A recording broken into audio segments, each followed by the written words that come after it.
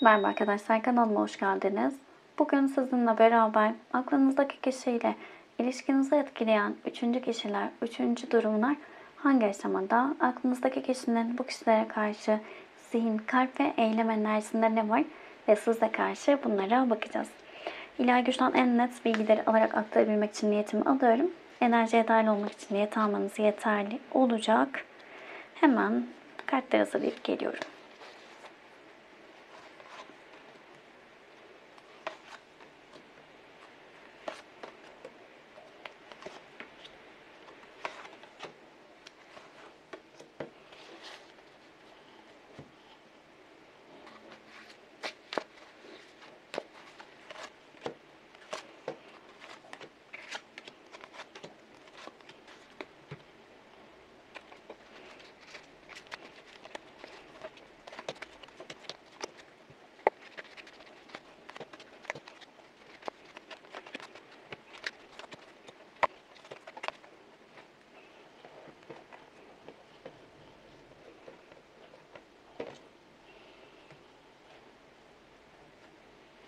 Evet, kartlar hazır. Bütün hayrın olsun. Hemen başlayalım.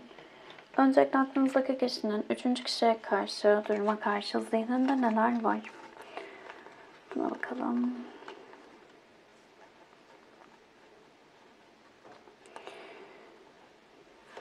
Şimdi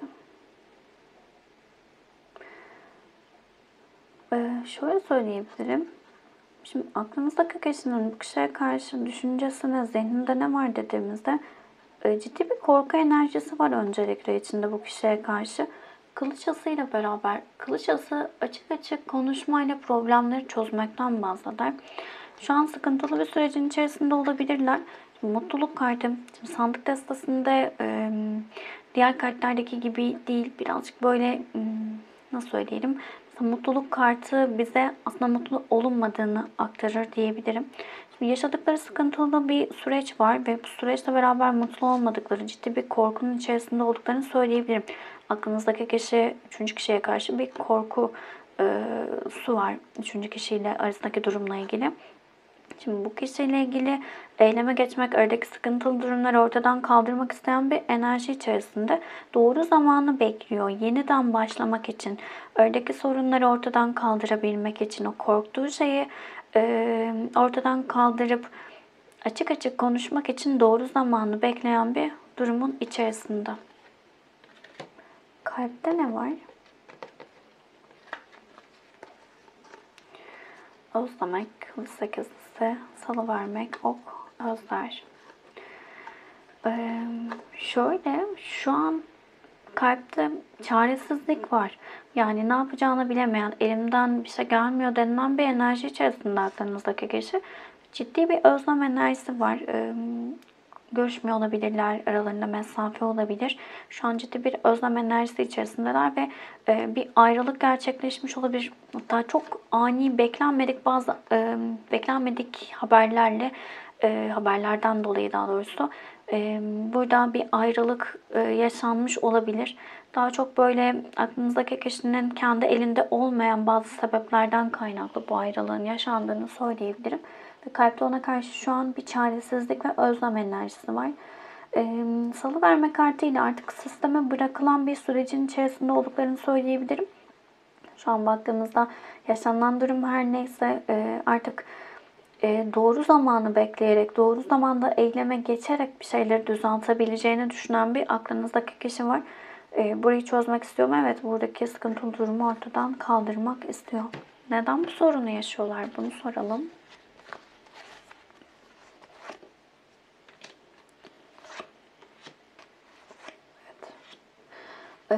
Şimdi burada şöyle söyleyebilirim. Söylenen bazı yalanlar ortaya çıkmış olabilir. Yalanlar, dolanlar, aldatmalar ortaya çıkmış olabilir.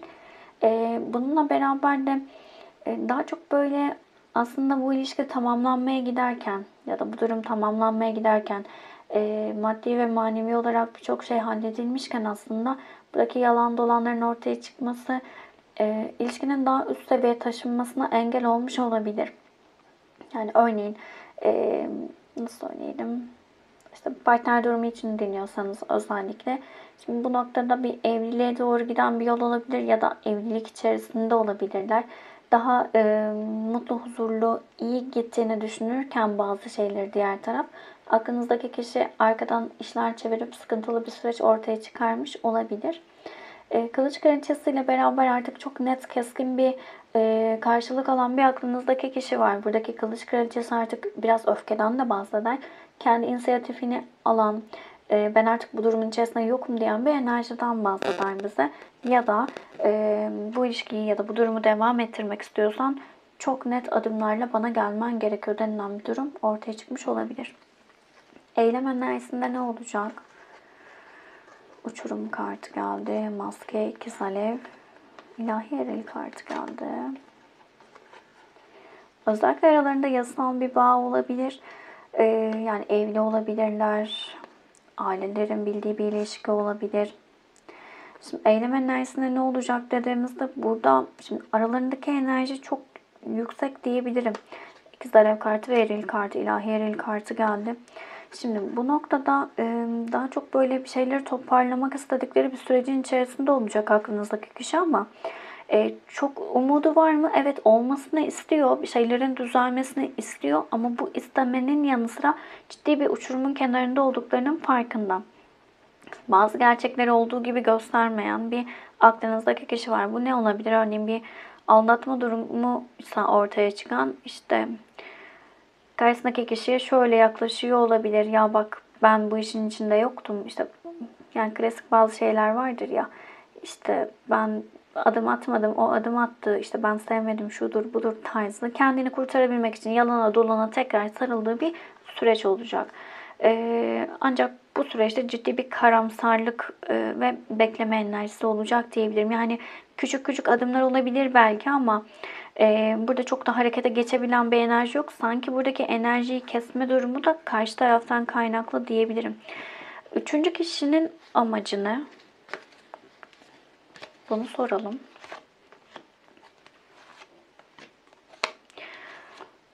Şimdi üçüncü kişinin amacı ne dediğimizde, üçüncü kişinin de çok net karar verebildiğini söyleyemeyiz. Yani dengeye gelmeye çalışan bir enerjide ikilemleri var. Ne yapacağını kendisi de çok net bilmiyor diyebilirim. Bunun en büyük sebebi de aslında tılsımasıyla beraber yeni bir başlangıç için bir adım beklerken ya da daha böyle net adımlar beklerken burada yaşanan sıkıntılı durumlar onu etkilemiş diyebiliriz. Değnek prensiyle beraber, değnek prensi nasıl söyleyeyim, bakış açısını değiştirmekten bahseder bize. Sanki burada aklınızdaki kişiyle ilgili aldığı bu haberle beraber tüm düşündüğü şeyler alt üst olmuş olabilir. Üçüncü kişinin aldığı bu hızlı haberle beraber gizli şeylerin ortaya çıkması ya da daha da çok şeyden şüpheleniyor olma durumu çok aktif diyebilirim. Eylem olarak adım atarsa aklınızdaki kişi ne yapacak? Bunu soralım. Üçüncü kişi ne yapacak?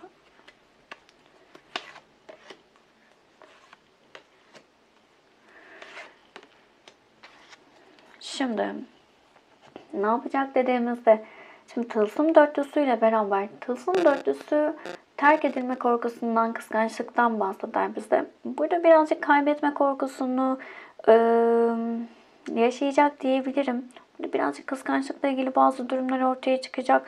Ve bu durum onun aslında bilinçaltındaki o kaybetme korkusunu tetikleyecek olarak geliyor. Ve burada yeni bir başlangıç adım gelirse yeni bir başlangıç için adım atabilir ya da karar verebilir. Yıkılan ne? Bunu soralım.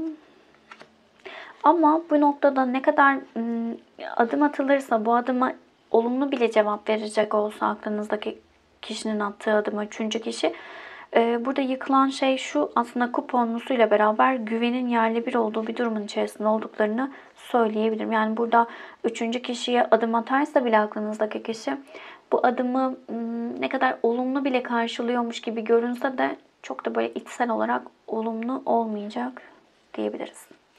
Sizinle ilgili zihninde ne var?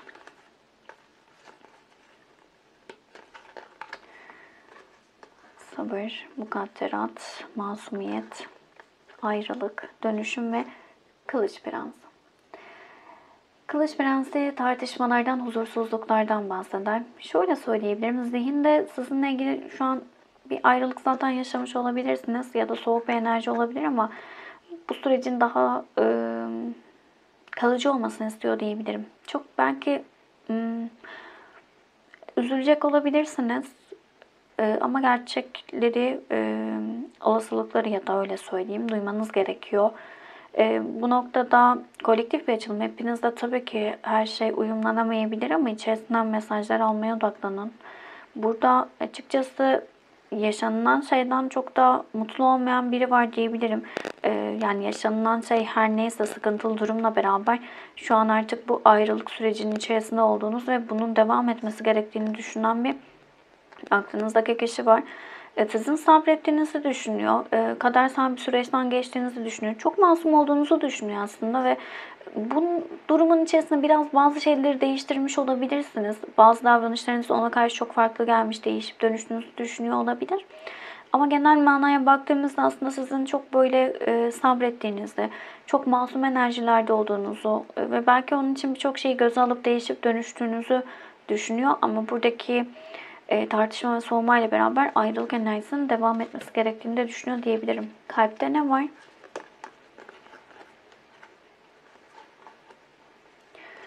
Temizlenme, arınma, yılan kartı, yalnızlık, özgür irade, eylemsizlik, çaba ve kupa dokuzusu. Sizinle ilgili aslında çok güzel dilekleri var diyebilirim. Buraya bir kart daha alacağım. Çok daha net olsun. Buradaki dilekleri ne?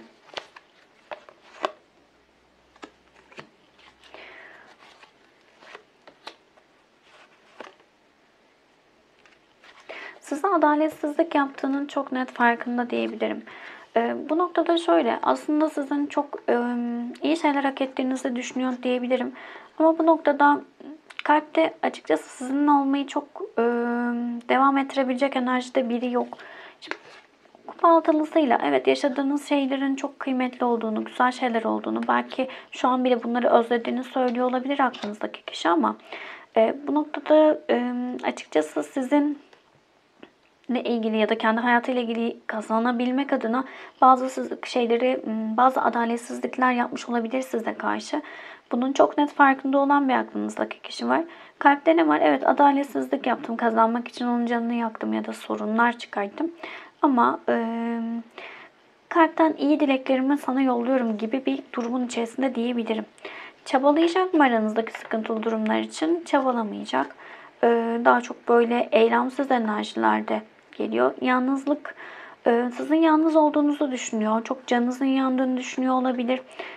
Sıkıntılı bir süreçte olduğunuzu, hatta ona karşı böyle ciddi iğneleyici şeyler düşündüğünüzü söylüyor diyebiliriz. Bu konuda da yavaş yavaş buradan arınacağınızı, bu öfkenizin, nefretinizin geçeceğini düşünen bir aklınızdaki kişi var. Size adaletsizlik yaptığının çok net farkında. Eylem enerjisinde ne olacak size karşı? Evet. Şöyle, birbirinizi bazı konularda ciddi şekilde yansıttığınızı, birbirinizde ciddi şekilde hissettiğinizi düşünen bir aklınızdaki kişi var. Ama aradaki şu anki en aktif duygunun daha çok böyle nefret olduğunu, öfke ve kızgınlık enerjileri olduğunu düşünüyor. Bu noktada eylem enerjisi ne olacak dediğimizde, şimdi sandık kartı duygularını tamamen kapatmaktan, göstermemekten bahseder. Kurban mağdur kartıyla beraber geldi. Şimdi bu noktada ne yaşandıysa yaşanmak zorundaydı ve ben artık bu noktada yokum dediği bir durumun içerisinde diyebilirim. Değnek ikilisi de bize ikilemlerden bahseder. Bilinçaltı korkularından dolayı harekete geçememekten bahseder ama bazen de kalpten bir ilişki içerisinde olamamaktan bahseder. Burada daha çok hissettiğimiz bu eylemsizlik, ikilem durumu, kaybetmek istemediği şeyler var ve bu yüzden de e, eyleme geçmeyi tercih etmeyen bir aklınızdaki kişi var. Neden sizin hayatınıza girdi bu kişi? Ne amaçla girdi?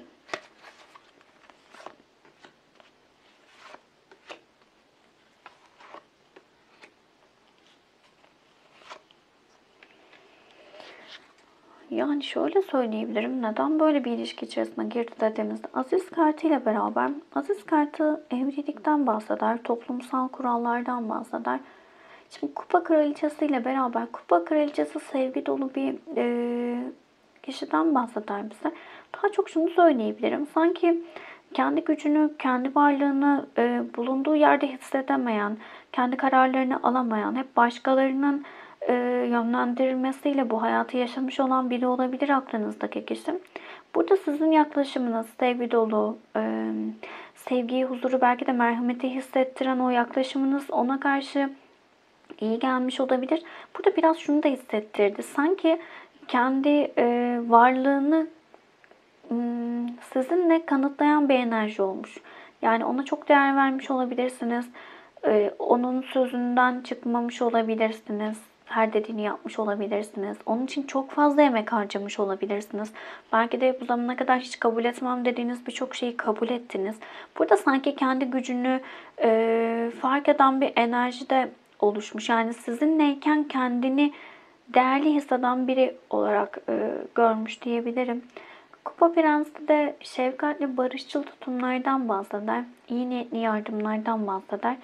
Burada aslında ilk etapta başlangıç amaç olarak kötü denilemeyebilir. Onun sevgi yoksunluğunu, onun değersizlik duygusunu kapatmış olabilirsiniz. Ona kalbinizden o taşan o sevgiyi ilettiğiniz için kendini çok farklı hissetmiş olabilir. Kendine olmayan güvenini sizinle hissetmiş olabilir. Ama burada bir kart alacağım. Ona göre yorum yapacağım. Evet. Burada öyle bir şey ki şimdi araba kartında hayatın direksiyonuna geçmekten bahseder.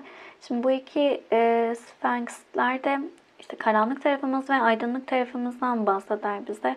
Aslında bu Sphinx'lerin bir işte ipi vesairesi yoktur. Burada siz bilinçaltınızdaki karanlık ve aydınlık tarafı yönetebilirseniz eğer o araba hareket eder ve istediğiniz yöne doğru gider. Ama siz o arabayı içinizdeki o bilinçaltınızdaki karanlıkla aydınlık tarafı yönetmeyi bilemezseniz eğer onlar kendi başlarına hareket ederse ya araba devrilir ya da o Sphinx'ler sizi yiyebilir der. Açıkçası burada kendi karanlık tarafıyla aydınlık tarafını yönetemeyen, bu yüzden de kendini bu şekilde bir durumun içerisine bırakan bir aklınızdaki kişi var. Şu an ikilemler içerisinde elim kolum bağlı olarak düşünüyor. Nasıl karar vereceğini bilmiyor. Aslında çok net ve doğru kararlar alabilmek için sadece sezgilerini kullanması gerekiyor. Ama korkuları, yaşattığı şeyler onu bırakmıyor. Kolektif bir açılım, hepsiyle uyumlanamayabilirsiniz ama içerisinden mesajlar almaya odaklanın lütfen. Burada duyduğunuz bilgiler, hoşunuza gitmeyenleri sisteme sevgiyle geri iade edin. Bu açılımları dinlerken en büyük amacınız burada kendi iç dünyamla ilgili neyi görmeliyim olmalı.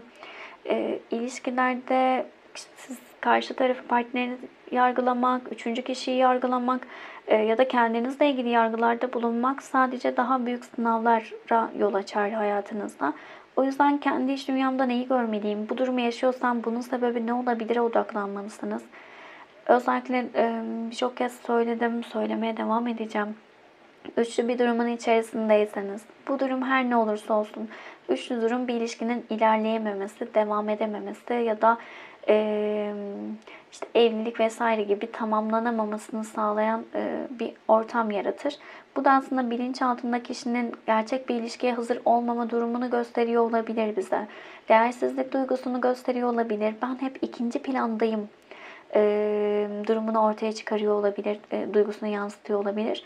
Bu taraftan bakarsanız, kendi iç dünyanızı değerlendirirseniz o tarafı şifalandırdığınızda hayatınızdaki birçok şeyin şifalandığını göreceksiniz. Bunun için şunu söyleyebilirsiniz. Paylaşmadığım, paylaşılmadığım ilişki içerisindeyim. Tek eşlilik genine sahip kişiyi hayatıma çekiyorum gibi olumlamalar yapabilirsiniz. Olumlamalar ya da bu tür düşünce yapınızı değiştirmek evet çok önemli.